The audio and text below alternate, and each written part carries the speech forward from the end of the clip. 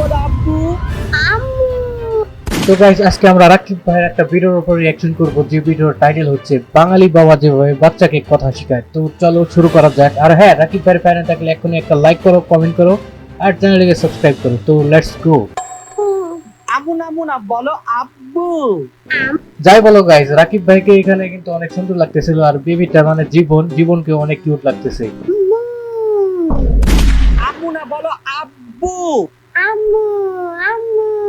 Guys, মানে রাকিব ভাই এখানে বাবার চরিত্রে তাকে মানে আপু বলা শিখাইতেছে, বাট সে শুধু আম্মু আম্মু বলতেছে। এই জন্য রাকিব ভাই একটু রেগে গেছে। তো দেখা যাক পরে কি হয়।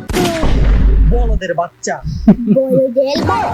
এই কাউন্টারতে মানে ভালো কথা শিখাইতেছিল, শিখতেছে না, বাট এখন বড়দের বাচ্চা বলতে সেটা শিখে গেছে। তো দেখা যাক পরবর্তীতে কি হয়। ওরে না না না,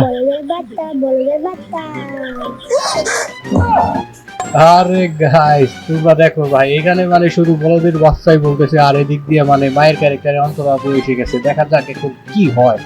এইটা ওরা কে শিখাইছে? আব্বু।